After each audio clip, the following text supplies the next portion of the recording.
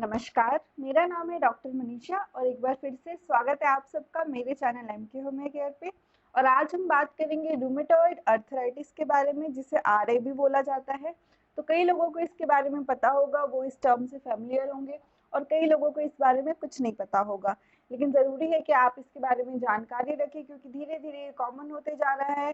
पहले old age लोगों में होता था, अब जो है ये यंग लोगों में भी देखने को मिल रहा है। तो चलिए बात करते हैं आरए के बारे में। लेकिन वीडियो शुरू करने से पहले, अगर आप मेरे चैनल पे न्यू हो, अगर आप पहली बार देख रहे हैं मेरा वीडियो, तो चैनल को ज़रूर सब्सक्राइब कर दें। वीडियो पसंद आता है तो वीडियो को लाइक और शेयर ज़रूर करें।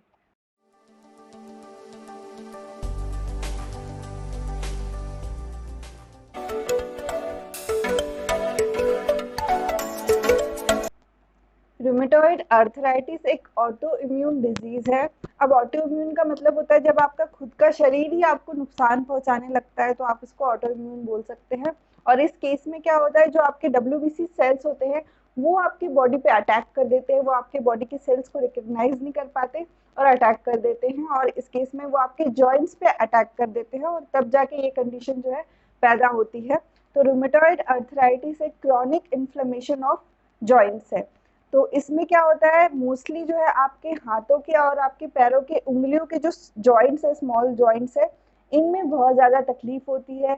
इनमें जकड़न होती है, इनमें स्टिफनेस होती है। पेशेंट जो है कंप्लेन करते हैं कि वो अपना ऐसे मुट्ठी भी बंद नहीं कर पाते, इतनी ज़्यादा उसमें स्टिफनेस होती है। इसके साथ साथ इसमें स्वेलिंग हो जाती है, इन जॉइंट्स में रेडनेस दिखता है, एकदम जो जॉइंट्स है वो लाल पड़ जाते हैं।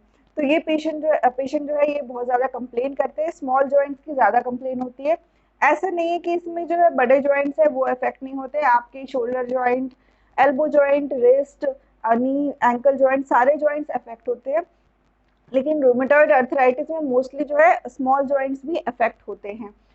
जैसे कि नॉर्मल अर्थराइटिस में जो है बड़े जॉइंट्स इफेक्ट होते हैं, इसमें भी होते हैं, लेकिन इसमें स्मॉल जॉइंट्स बहुत ज़्यादा इफेक्ट होते हैं और इसकी बहुत ज़्यादा कंप्लेन करते हैं पेशेंट। तो रूमेटॉइड अर्थराइटिस वैसे तो दोनों ही सेक्स में, यानी कि मेल्स और फीमेल दोनों में ही देखा जाता है, लेकिन स्पेशली जो है ये मोस्ट कॉमनली फीमेल में देखा जाता है। वो भी 40 ईयर्स से अबव जो फीमेल होती है उनमें ये ज़्यादातर देखा जाता है।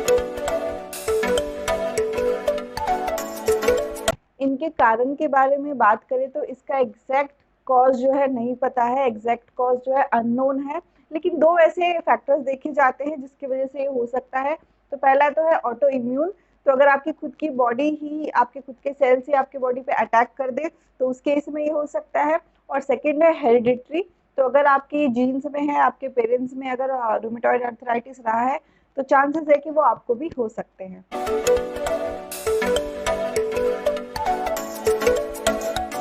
तो सिम्टम्स के बारे में बात करते हैं, जो कि बहुत ही इम्पॉर्टेंट है, क्योंकि अगर आपको ऐसा कुछ भी सिम्टम हो रहा है तो आप अपना जाके टेस्ट करा सकते हैं कि कहीं आपको ये आरए के सिम्टम्स तो नहीं है। तो इसके सिम्टम्स में आता है कि पेन इन जॉइंट्स, आपके सारे ही जॉइंट में आपको पेन महसूस होगा, आपके सारे जॉइंट में आपको स्टिफनेस महसूस होगी, स्वेलिंग हो सकती है आपके जॉइंट्स में, रेडनेस हो सकती है, इन्फ्लेमेशन हो सकती है, और जो है आपके घुटनों में दर्द बना रह सकता है, आपके बैक में दर्द बना रह सकता है।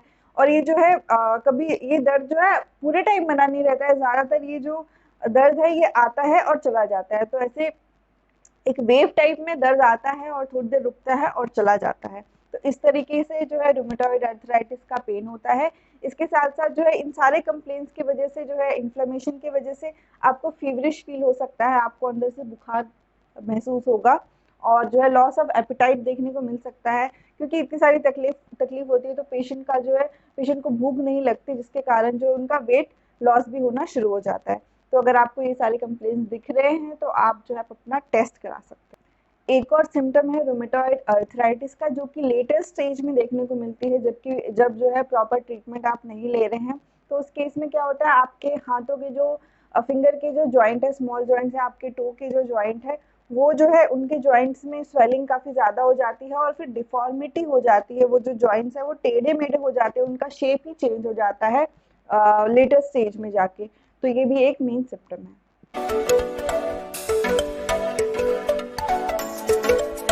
तो रूमेटॉइड अर्थराइटिस डायग्नोस करने के लिए आप क्या क्या टेस्ट करवा सकते हैं, तो आप करा सकते हैं आरए फैक्टर टेस्ट, ईएसआर, सी प्रोटीन और सीबीसी करा सकते हैं, एक्सरे भी करा सकते हैं लेटर स्टेज में।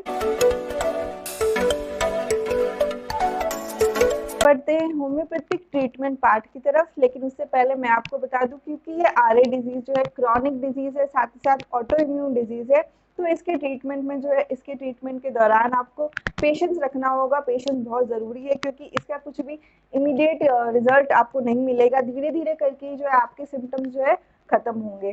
तो मैं आपको सजेस्ट करूंगी कि अगर आपको आ रहे हैं तो आप एक बार प्रॉपर कंसल्टेशन जरूर ले, एक बार डॉक्टर को दिखाएं और अच्छे से कंसल्टेशन ले। मैं आपको कुछ जेनरिक मेडिसिन बताने वाली हूँ जो कि सारे ही आरए के केस में काफ़ी अच्छे रिजल्ट देते हैं।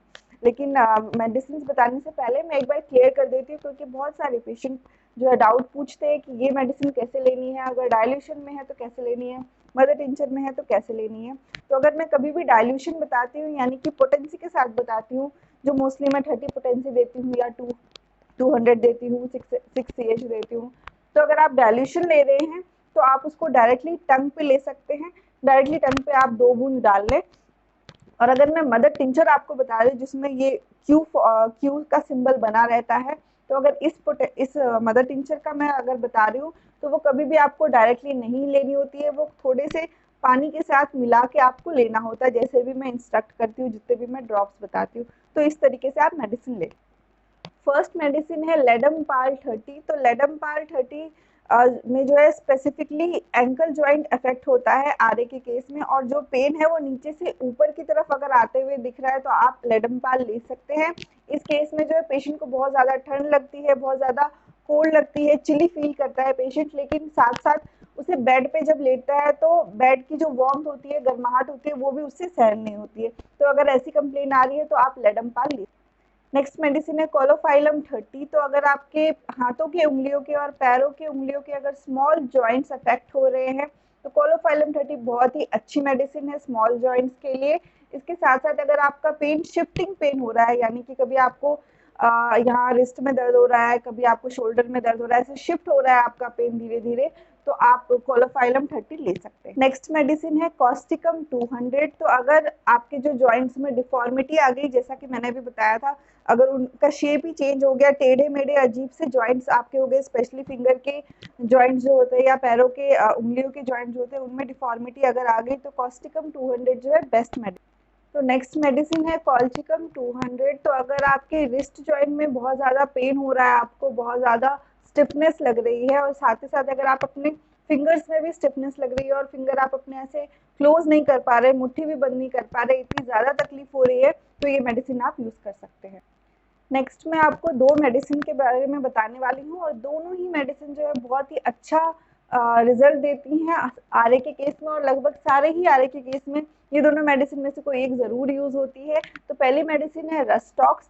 तो रस्टॉक्स जो है, अगर आपको जॉइंट्स में पेन हो रहा है, लगभग सारे जॉइंट्स में पेन हो रहा है, या फिर किसी भी जॉइंट में पेन हो रहा है, और वो पेन अगर आपका मोशन से बेहतर हो रहा हो, यानी कि चलने फिरने से आपको आराम मिल रहा हो उस जॉइंट पेन में, और अगर आप रेस्ट कर रहे हो, अगर आप बैठ जा रहे हो, तो उससे आपकी तकलीफ बढ़ जा रही हो, दर्द आपका फिर से शुरू हो जा रहा हो, लेकिन अगर आप वही मोशन में है, चल रहे हैं, कुछ काम कर रहे हैं, तो आपका दर्द अगर ठीक हो रहा है, तो उस केस में आप रस्टॉक्स 200 यूज करें।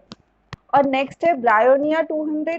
तो ये रस्टॉक्स के बिल्कुल अपोजिट होता है, यानी कि अगर आपका पेन जो है रेस्ट करने से आपको आराम मिल रहा हो, रेस्ट करने से आपके पेन में कोई भी तकलीफ नहीं हो रही हो, और जैसे ही आप मोशन करें, जैसे ही आप चलना शुरू कर दे, कुछ काम करने लगे, मोशन में आ जाए, तो आपकी जो तकलीफ है वो बढ़ जाए, तो उस केस में आप ब्रायोनिया 200 यूज करें। तो इसी के साथ ये वीडियो यहीं खत्म होता है। आशा करती हूँ कि आप सबको वीडियो पसंद आया होगा। अगर वीडियो में कुछ भी हेल्पफुल लगा हो तो वीडियो को जरूर लाइक करें और शेयर कर दें अपने फ्रेंड्स एंड फैमिलीज में। और अगर अभी तक आपने चैनल को सब्सक्राइब नहीं किया तो चैनल को जरूर सब्सक्राइब कर दें, बेल आइकन भी प्रेस कर दें, जिससे आपको मेरे वीडियोस की नोटिफिकेशन टाइम टू टाइम मिलती रहे। और अगर आप किसी भी चीज़ के लिए मुझसे कंसल्टेशन लेना चाहते हैं तो नीचे डिस्क्रिप्शन बॉक्स में सारी डिटेल्स दी गई है, आप उसके थ्रू मुझसे कंसल्ट कर सकते हैं। मिलती हूँ आप सबसे नेक्स्ट वीडियो में। वीडियो देखने के लिए थैंक यू सो मच।